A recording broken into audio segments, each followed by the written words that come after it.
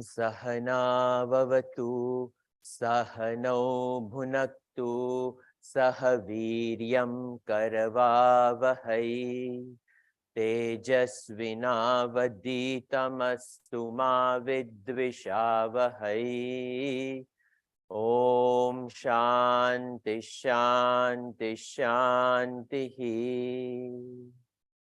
Shankaram Shankaracharyam Keshavam Badarayanam Sutrabhashya Krutau Vande Bhagavanto Punah Punah Ishvaro Gururatmeti Murti Bheda Vibhagine Vyomavat Vyapta Dehaya Dakshinamurtaye Namaha Samasta Janakalyane Niratam Karunamayam Namami Chinmayam Devam Sadgurum Brahmavitvaram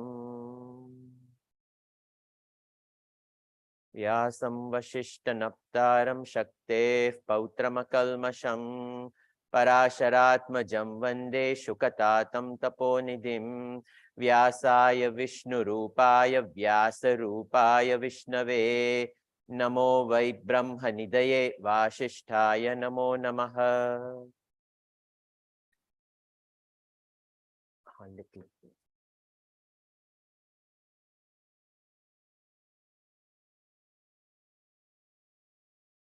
We have been seeing Mahabharata, it's been going so quickly.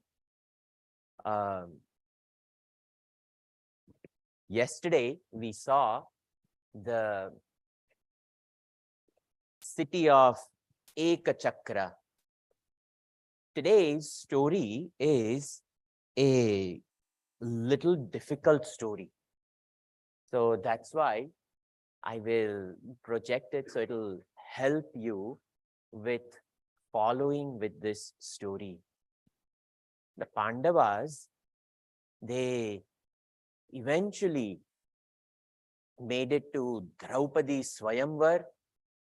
Draupadi was declared victorious with Pandavas, and it was at that point in time the secret was out that Pandavas are alive, and Duryodhan was very, very upset. Vidurji asks the king that you must have the Pandavas come back to Hastinapur. People are asking. So a convoy of messengers were sent. Pandavas came back to Hastinapur. There's so much celebration. But underneath the celebration, the Dushta Chatushtaya, they were very, very upset. And at this point in time, the king finally agrees that the kingdom has to be divided, and Pandavas were given Khanda Prastha. And everybody knew that this land was not an inhabitable land at all. And Yudhishthirji asks Bhagavan Krishna, is this fair, what the king has done?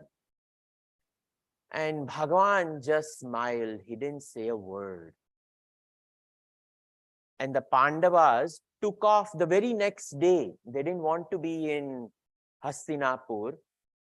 And they arrived in this vast land. With the help of Bhagavan, Indra Bhagavan was summoned. Indra Bhagavan asked Vishwakarma to come over there, and the city of Indraprastha was established. Because Indra Bhagavan's help was there, the city was called Indraprastha. One day, Bhagavan Krishna with Arjunji, they went on the banks of river Yamuna. And they arrived on the banks of river Yamuna, seated underneath a tree. And at that point in time, a noble Brahmin arrives over there. Today I have it over here so you guys can follow. It's a very complicated story, and that's why you'll be able to follow it if I put it over here. So what happened? This person, having a beautiful golden hue, red eyes, and the shine resembling of the sun, he approached and he said to Bhagavan Krishna and Arjuna that I am very hungry. And since I am very hungry, you must both satisfy my hunger. That word both is very important. He declared, both of you have to participate in fulfilling my hunger. At that point in time, they said, sure, let us know how we can do it. And then the Brahmana revealed that he is Agni Devata. And revealing that he is Agni, he said, ordinary food will not satisfy me, but I have been waiting for the two of you for such a long time. And Bhagavan, over there, I have been anticipating your arrival in this forest. So at that point in time, he revealed, being Agni Devata, I want to eat up this entire forest. This is the burning of the Khandava forest. The story is well known.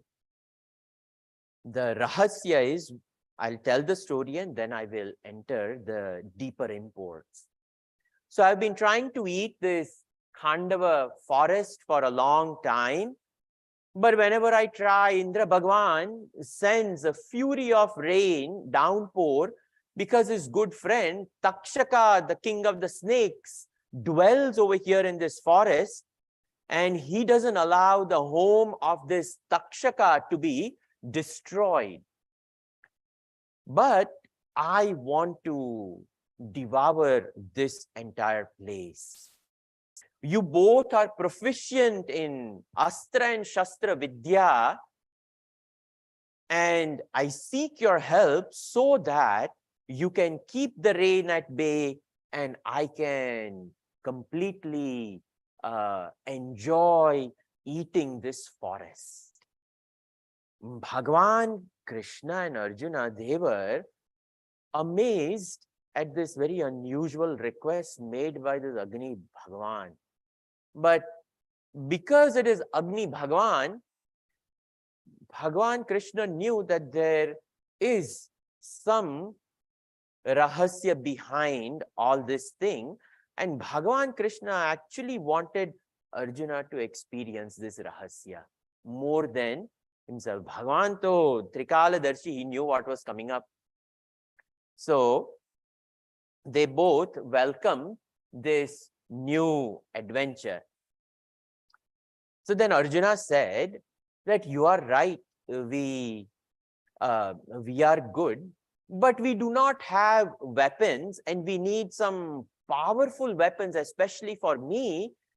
I require a very powerful bow and a quiver which populates itself by arrows.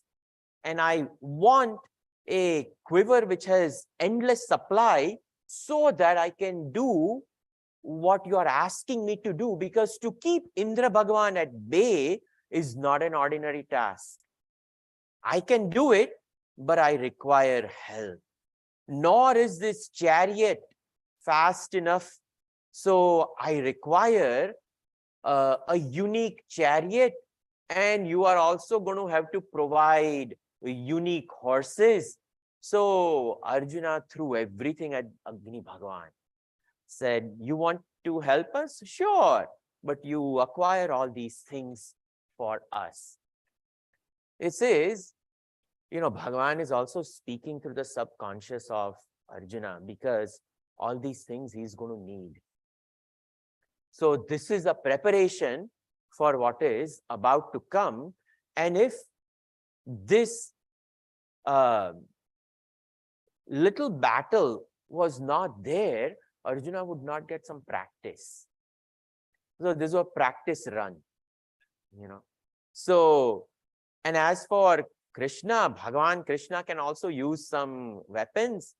Agni Bhagavan said, of course, I can procure all these things. He immediately summoned Varuna Devata, and it is Varuna Devata who gives Arjuna these 2 quivers and his Gandiva, which was acquired by Soma Bhagavan. So, in this way, the famous bow called Gandiva with 2 sets of quivers, which had endless supply of arrows, is what Arjuna acquires from Varuna Bhagavan. A chariot with 4 beautiful horses. Again, these are the same horses we saw, Chitraratha. The horses come at the right time. And not only that, but Arjuna's symbol, Kapidwaja, a flag with the emblem of Hanumanji on it arrives. And this was the chariot used by the Devatas to conquer the Asuras. And as the chariot galloped along on Mother Earth, we saw in the morning classes, Ashvakrante, Rathakrante, Vishnukrante, Vasundhara. This is beautiful. This is the chariot, which is Ashvakrante. The Mother Earth has the great privilege of holding this chariot, and the chariot made thrilling sounds. It was so swift in its motion. Arjuna is overcome with gratitude and happiness. He's so happy that he's able to acquire all these things. And like I mentioned, Bhagavan Krishna is speaking through the subconscious, because Bhagavan knew with the treatment that they have been getting, and of course, with the Dushta Chatushtaya of Duryodhan, Dushastan, Shakuni, and Karna, that Arjuna is definitely going to need all the help that he can. And rightfully, Bhagavan also believed that they should get their kingdom back rightfully. That's why Bhagavan never answered. He only smiled, smita mukham. That's all he did. So now he was humbled in front of all these gods. He reverentially accepted. He does the pradakshina of the chariot. He bows down to the very chariot, the bow, the horses. He's showing his gratitude. And these are the lakshana of a learned person. Even on a kacheri, if somebody just sits down and starts singing, whatever instrument it may be, they should reverentially first bow down to the instrument before they start playing it. This is the very custom, the tradition, the culture. So with great respect, Arjuna takes this. Furthermore, Agni Bhagavan got the Sudarshan Chakra, which already belonged to Bhagavan Krishna. But during Krishna Avatar, Bhagavan Krishna had taken the Sudarshan Chakra and he had buried it in the river Gomati. And he had vowed that for this Krishna Avatar, he's not going to use it. But Bhagavan ends up using it 2 times. So, and that too for the sake of the devotees, Bhagavan has picked up his weapon. Otherwise, he has vowed that during his avatara, he would only be a a messenger of dharma, a messenger of divinity, and uphold righteousness and noble people. So Bhagavan, that Agni also gave this mace, Kaumudika, to Bhagavan Krishna, and all this Bhagavan accepted with great humility. Being pleased, Agni Bhagavan took the form of the fire, and a great blaze came out, and the forest of Khandava took a blaze. The sound of the fire itself was so huge and terrifying. All the Jiva, Jantu, Rashis running around everywhere in the forest, trying to seek refuge, and all wild animals and all asuras and so many, including the trees, everything over there started burning. Arjuna and Krishna, Bhagavan, they took out their weapons and they went to work. The fire reached great heights with no chance of quenching these flames. The gods in the heavens, they saw what was going on the Bhuloka.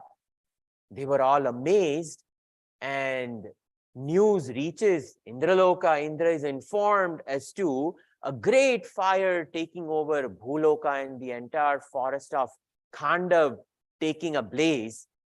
Indra Bhagavan was shocked, and he came over there. Indra realized that it was Krishna and Arjuna, and they were summoned by Agni Bhagavan to help. And Indra was visibly very disturbed and upset as to what Agni Devata had done, because the Lord of Agni is none other than Indra Bhagavan, and Indra Bhagavan was not informed, and the Devata transgressed the very prowess of Indra. So Indra was quite upset. He took the shape of dark clouds, thunder broke out, and in this way, rains came, and it was not an ordinary downpour. The heat was so much that even by the time the water hit the forest, the heat evaporated it, and those clouds, those rains, it did absolutely nothing. In Arjuna and Bhagavan, they kept on showering arrows at these clouds and pushed the clouds out. Arjuna went at work, and not a drop of water could reach the forest. His arrows had created a blanket over the forest, and nothing that Indra Bhagavan did could make a dent on this entire forest, which is set ablaze. Takshaka, the snake, was out, but his wife and son were present in the forest. The mother told her son, "You please escape. I do not think I will be able to. You do not worry about me. I will be left alone. I will take care of myself." So the mother snake said, "Please try to escape to her son. Do not worry about me, and I will try to distract Arjuna, and in the process, you escape on the other side." This is exactly what she does. And Arjuna's attention was taken away by the wife of Takshaka, the snake, and their son escapes the forest from the other side. Arjuna's arrow and Bhagwan's weapon did not allow any animal to escape the fire. Nor did they even allow a drop of water to hit this entire Khandav forest. The forest kept on burning, kept on burning. All the gods joined in with Indra Bhagwan, Rudra and Kubera and Yama, and all 33 crore devatas, they all assembled. They came to help of Indra, but nothing could help with the power of Bhagavan Krishna and Arjuna. In this picture, just a simple tool, the burning of the Khandava forest is a little cartoon series made for children about Mahabharata. It's actually quite nice. So I just took a picture for kids to show. Next one, we'll go to the slide. So at that point in time, you can go to the next one. There spoke a voice from the Akash. Akashvani came. Indra, you must cease from all your attempts to stop this fire. Your friend Takshaka is not in the forest and his son has escaped. It is not possible for you to stop it. Accept your defeat. This is Nara and Narayana have reached their state of victory. Narayanam namaskrutyam naram chaiva narottamam devim saraswatim vyasam tato jayamudirayet. That shloka which is there at the beginning of Mahabharata is now explained. So that shloka says Narayanam namaskrutyam. We bow down to Bhagavan Narayana. And Narayanam namaskrutyam naram chaiva narottamam. And the best among the nara is none other than the reflection of Narayan, and that nara is none other than Arjuna. And wherever Bhagavan Krishna and Arjuna are there, Devi Saraswati, without knowledge, without wisdom, Bhagavan cannot exist. So Bhagavan Narayan Swayam brings himself knowledge, and it is only appropriate that Narayan alone reveals Gita. You know, the knowledge of all knowledge is in the middle of the battlefield, and here is a prelude to the battle, actual battle about to come. So this Akashvani comes over here and declares that wherever there is Bhagwan and wherever there is a reflection of Bhagwan, who has faith in Bhagwan, who listens to not what Bhagwan does, but what Bhagwan says, and that is Devi Saraswati. And that blessing is also conferred upon by Vyas Maharshi ji. Tato jayamudirayet. There always will be a victory. So in our life also, when we seek victory in our life, you know, Narayan is not away from us. Within us, within the domain of this entire kingdom of Panchamahabhut, this body exists. Narayana himself. But it is up to us to invoke the Narayana. Quite a few people have one day, you know, sometimes just in average conversation, they have mentioned that, you know, Swamiji, Arjuna gets his own guru, Narayan Bhagwan. When will my guru come and teach me? I said, if you open your eyes, the guru is always there. And it is the Antastha Guru. The outside Guru only awakens our inner guru.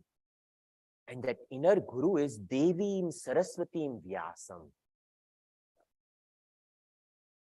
The best among the gurus, Vyas Maharshiji, is seated within us along with this knowledge. He is the Kilakam which opens the treasure chest of wisdom.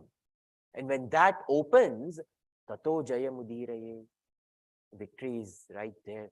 Our Balvihar curriculum, Yato Jaya,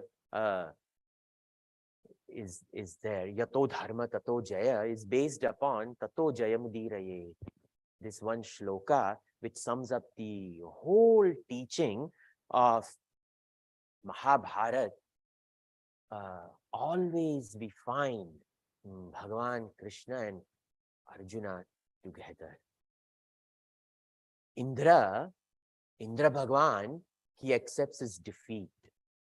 He appears in front of Bhagavan and Arjuna and he said, together today you are victorious.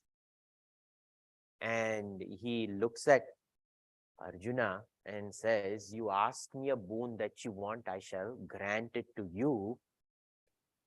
You are my son and I stand in front of you defeated. And Indra Bhagavan is very happy. He meets his son for the first time. Bhagavan smiles at Indra. Arjuna falls at the feet of his father, Indra Bhagavan.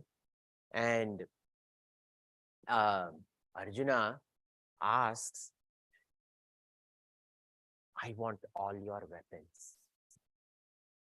Again, it is Narayana who speaks through the subconscious of Arjuna, because Arjuna has no idea what is about to come. Why would he ask for all the weapons? Why would he ask for a bow, a quiver of arrows, chariot, all these things? Actually, if we look at the life of Arjuna, he was a very, very noble, simple man. He never went beyond his bound, and it was very unusual for Arjuna to ask. Asking is not a Kshatriya dharma. Asking is a Brahmana dharma.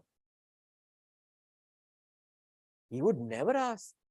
A Kshatriya protects and lends help. So he will never ask. So here is where we see that when we surrender to Narayan, Bhagavan within us, and when we surrender to Bhagavan, the buddhi itself will intuitively know what to do.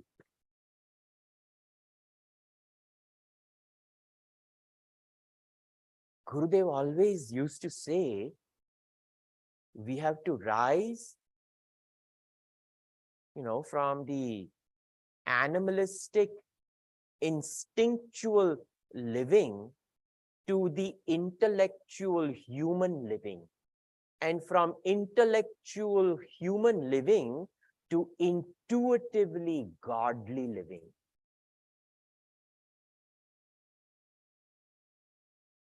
If we live upon instincts, it's a knee-jerk reaction that's very animalistic.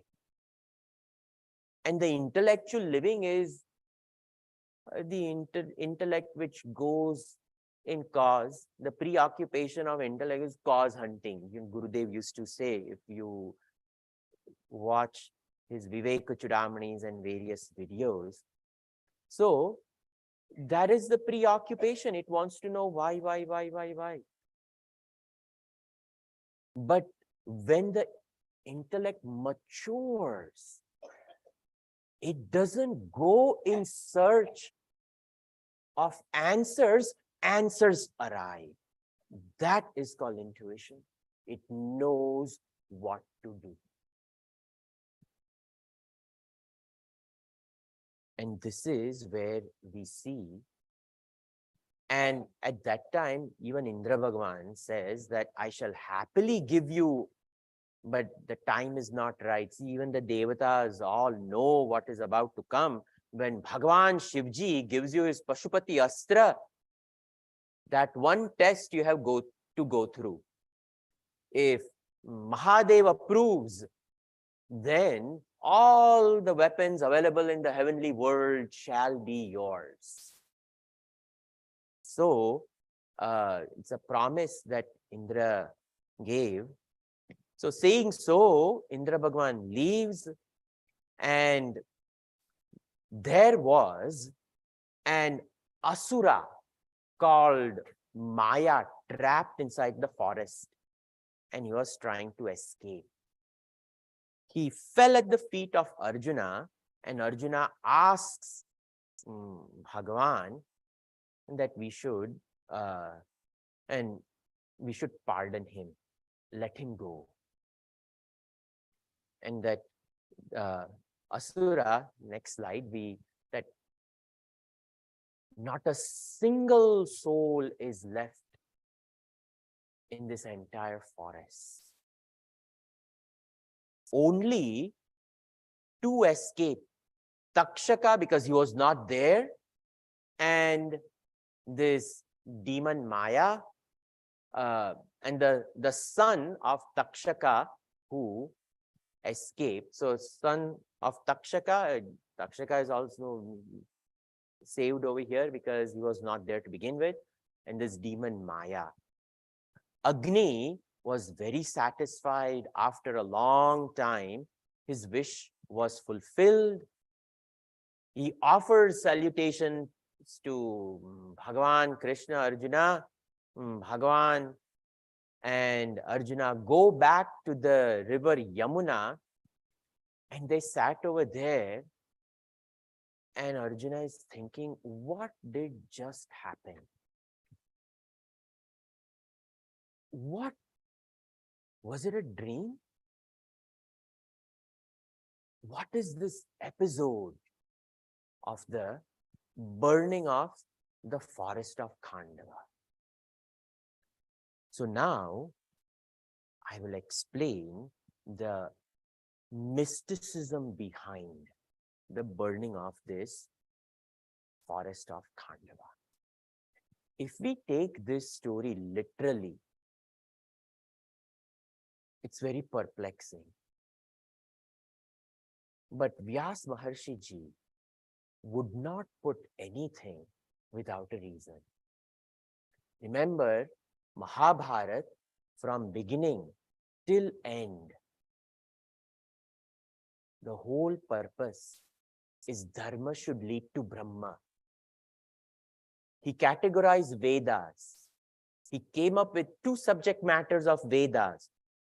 Upanishad and Vedanta deals with Brahma, and the remaining Karma Kand and Upasana Kand deals with Brahma, deals with Dharma.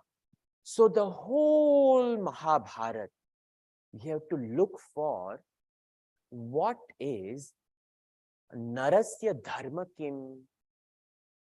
What is the Dharma of a human being? And this entire cryptic story beautifully analyzes our dharma. If we think it is a whole forest fire,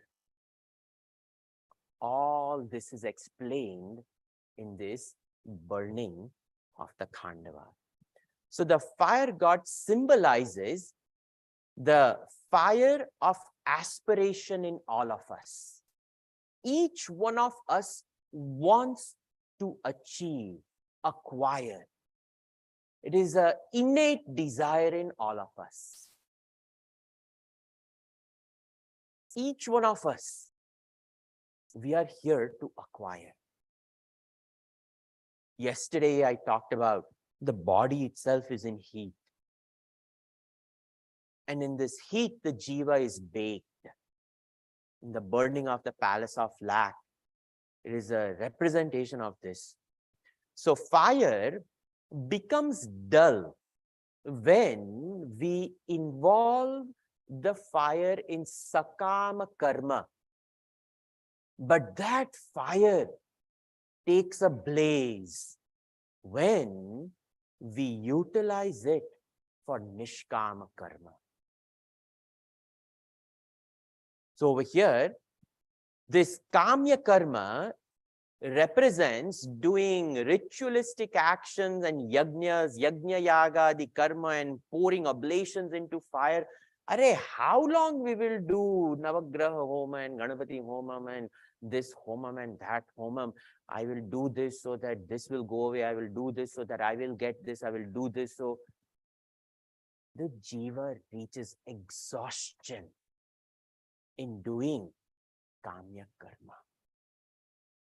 If our entire life we are chasing something, at the end of the life, we will be exhausted. And we would have not acquired something tangible for the higher world.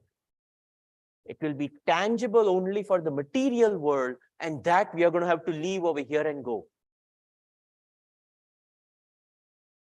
So, this fire, the very thirst of the fire to burn, is not the kamya karma invoked in this little homakunda, but it is the nishkama karma. When we see people who work for a cause, we often wonder, where did Gurudev got energy to do what he did? 2 hours, 3 hours. 3 hours of sleep was too much for him. The whole life is nishkam karma. And it feeds. The greater the divinity of action, the greater will be the output into this world. The commentary in the 3rd chapter of Bhagavad Gita of Puju Gurudev is just a masterpiece. So that is what this fire is. When there are a lot of selfish desires, kamya karma, there is too much emphasis on action with selfish fruits and goals to be achieved. This results in our vasanas growing out of control. And these vasanas will be ashubha vasanas.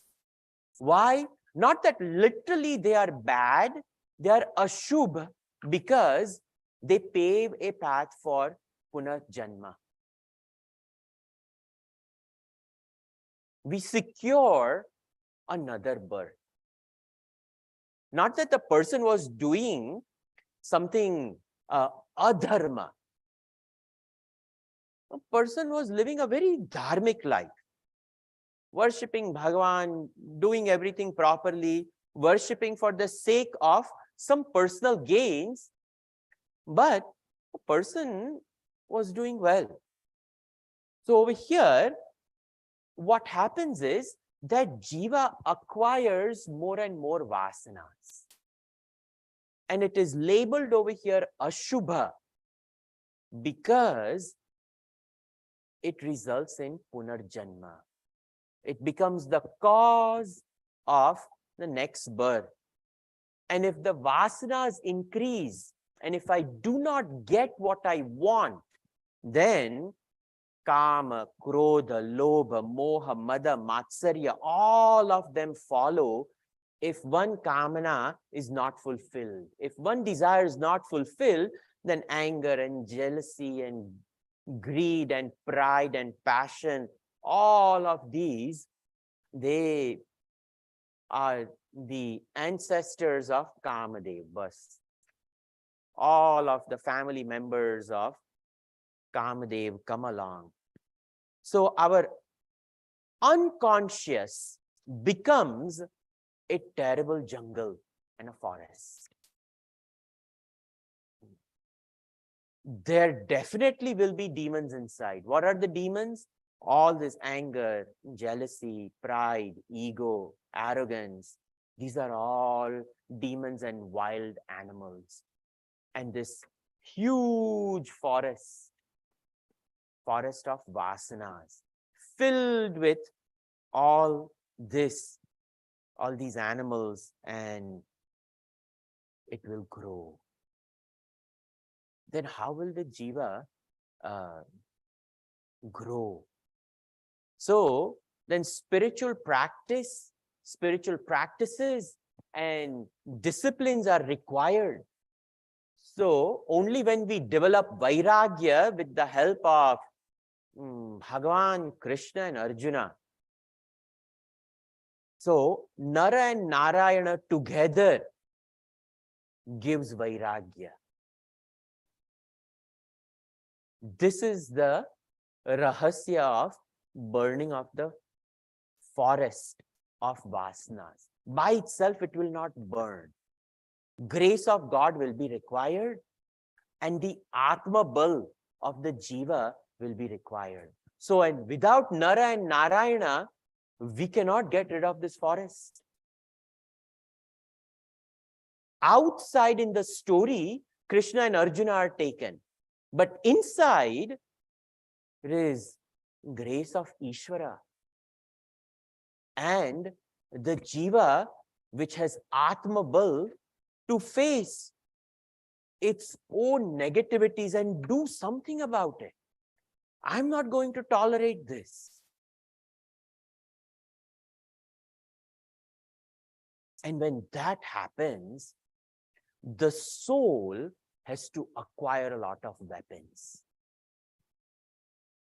And that soul, which is acquiring weapons, this is a spiritual power cultivated by spiritual disciplines. Shama, Dama, Uparati, Titiksha, Shraddha, Samadhan, Shamadhi, Shat Sampatti, Sadhana Chatushtaya, Sampannadhikari, Vivek, Vairagya, Shat Sampatti, Mumukshutvam, these are what fall into place. All the jiva has to do is make a sankalpa, enough is enough is enough. I am not going to tolerate this in my life. And the jiva stands up. The minute Nara stands up within, Narayana is right there. Narayana becomes very happy. When the shadow rises, can shadow ever be there without the source? So the source also rises, and it is necessary for us to burn this unconscious. And in the seat of meditation, just by some people, by Tivra Vairagya, sitting in a class, in the middle of pravachan, bas, it is declared, I'm done. And this Tivra Vairagya is the burning of the Khandava forest. And it cleanses the jiva from inside out. Takshaka, the snake, represents death, and his son escapes. And we allow death to escape. How? We let go of matter. Matter is death. That's called Vairagya. We let go. People hold on to property and cars and all sorts of things. I went to someone, the wedding bouquet, 25 years, my goodness. What are you going to do with a 25-year-old wedding bouquet? I've seen it. That's why I'm sharing it. All sorts of things we preserve. In Texas, they go hunting. And then their whole animal, good Lord, they stuff it and they keep it on the walls for them to look. Their own animalistic things are hanging everywhere. This taxidermy is a very big thing. Everywhere on the road, everybody is doing taxidermy. And when I first went there, I said, what is this? But they hang the trophy. It's called trophy. God knows what skeletons we are hanging in here. They have to be burned. So that is the sun Takshaka, the snake. We allow it to go. Go from here. Don't come back. Slither away.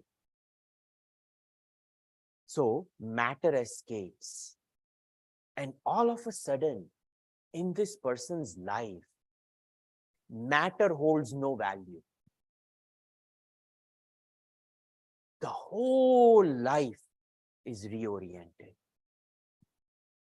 That's it.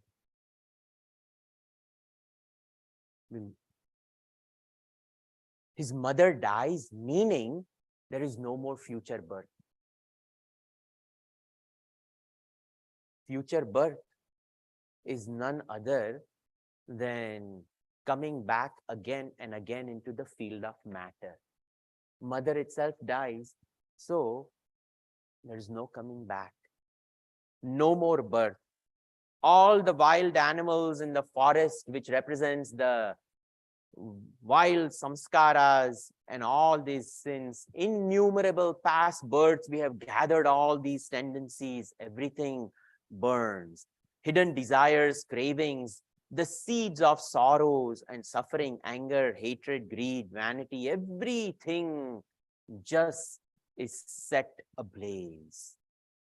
The fire god or the spiritual aspirations tries to burn up all the complexities of the unconscious of ego, showers the rains of desires. And thus, we have not been able to put out, the fire has not been able to burn.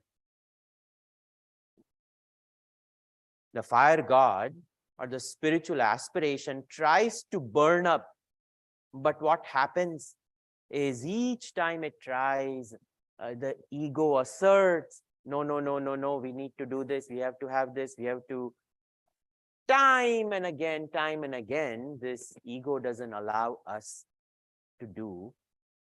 And Indra, king of all the devatas, represents Ahankar. And it is this Ahankar. Ramana Maharshi ji also says, Ahamapetakam nija vichanakam mahadidam tapo ramanavagiyam. At the end of, Upadesha Sar, this dissolving of this ego, Ahamapetakam, by vichar, when we give up, mahadidam tapo ramanavagiyam. This is the greatest tapas, and that is what this tapascharya is, the not allowing the ahankar to put out the fire of spirituality. And who is trying to put it out? The son of ahankar. And the son of ahankar, none other than Nara, the soul. The soul and the ego, they are all riding together. But the soul, the small s, has to merge with the capital S. But the small s cannot merge because the ego is pulling the small s. So when Tat Tvam Asi, it understands, but it cannot come to practice because every time it does, the ego pulls the small s down. In the Mana Buddhi Chitta Hankar, the poor jiva, it tries, it falls, it tries, it falls, and this forest of Khandava is not burned.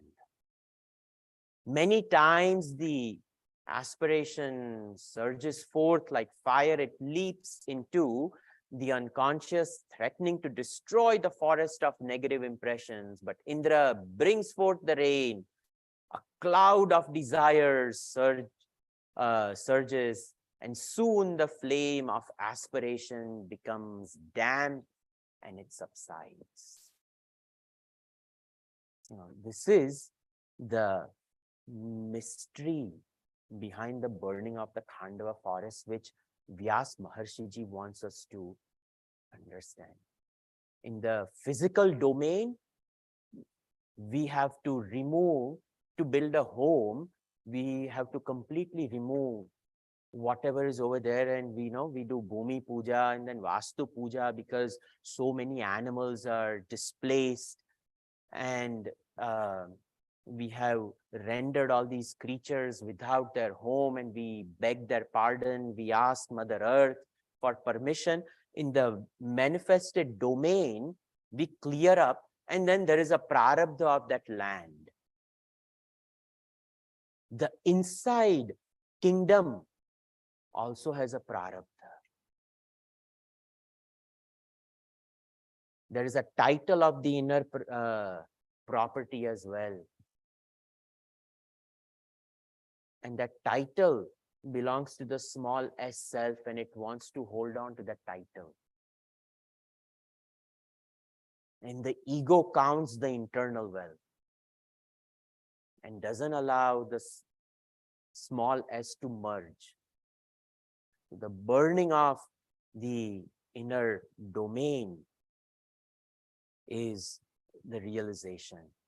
So who can help in this matter? Who better than Bhagavan, Krishna and Arjuna? Arjuna within us represents the spirit, the soul. Krishna is the divine capital S self. Only when the lower unites with the higher, only then we can reach our goal. The next one. Only when the lower self and the higher divine self becomes, they befriend each other, this forest of unconscious, it is invaded, it is destroyed. And once this assistance comes, selfish actions are left, we can then enter into the unconscious, set it to fire. The old ego tries to pour water and blow it out, but the Atma Bala, the inner strength, due to friendship with Bhagavan, Upasanas, now the ego has to go. The ego has to go. A fatal blow is given to the ego and it is captured hostage. It delivers all its weapons and all its strength. And in this way, the birds which are not destroyed, they were these elevated spirits who were the progenies of sages who took refuge as birds. And those are nothing but Daivi Sampatti, the good values which has allowed us to be who we are. So good qualities are the birds which are able to fly off. So Maya Danav, the architect, represents the creative urge that is necessary for the divine project to attain the self-realization. He is spared to build the royal sabha. So we will see what he is doing. Thus, our personality now becomes a prosperous kingdom, and the whole rebuilding of the Indraprastha starts. And this is a mystical portrayal of building the unconscious into the habitat fit for the divine self. This whole Antakarana is rebuilt, and that is the rebuilding of the Indraprastha. And in this rebuilding of the Indraprastha, most people, spend their lives only in this conscious mind. Day after day passes, precious time of life just, drains away, and we neglect our unconscious mind, our energies, our creative energies. Our bank balance of vasanas, on the other hand, keep on growing, and the good energy is just drained. So such people are Kauravas. They remain unaware of the unconscious mind, and it ever remains undeveloped. because they are living at a very shallow level in this world. The Pandavas, on the other hand, they develop the inner kingdom. And we see over here this Maya Danav, the whole forest is burned, and Bhagavan, Krishna, Arjuna are seated, and this great forest, this Maya, sits at the feet of Bhagavan. The Maya demon surrenders to Lord Bhagavan and Arjuna. He asks Arjuna for a boon. Arjuna refuses that this is not why I spared you. The demon again and again asks Arjuna. Finally, thought of an idea that you are Maya anyways, and this whole kingdom has to be rebuilt. Why don't you build a palace of illusion? And this Maya Danav in the city of Indraprastha builds the palace of illusion. And everybody gets fooled in this palace except the Pandavas because they have knowledge. God knows how many palaces of illusions we have built inside, only to slip. And the inside Draupadi smiles. After all, the son of a blind is only a blind person. Outside it creates a war, inside it creates a prarabdha for punarjanma. And in this way, in Indraprastha comes this palace of illusion. There is much more to it. I have so many other slides. I think I will end over here. Mahabharata is a vast, vast topic. Today, just imagine one story, 1 hour. What beautiful insights Vyas Maharshi Ji has given in this beautiful scripture. If you get a chance to, even if you don't get a chance to read the whole, at least Kamala Subramaniam's Mahabharata you should get. She's done a beautiful job. We can read and get the insight into this beautiful scripture. I offer this yajna at the feet of Puja Gurudev, because of whom we are able to sit over here and engage in this satsang and learn from the treasure house of our Shastra. I thank Swami Shivatmananda Ji and the board of CMLA who asked me to come over here and do this yajna. I thoroughly enjoyed sharing these stories and getting some insight. Hopefully, we put the best foot forward in our life. We are illuminated and we offer our knowledge at the feet of Puja Gurudev. Om Sarve Bhavantu Sukhinah Sarve Santu Niramayah Sarve Bhadrani Pashyantu Ma Kaschit Dukkha Bhag Bhave. Om Shanti Shanti Shanti Harihi Om Shri Gurubhyo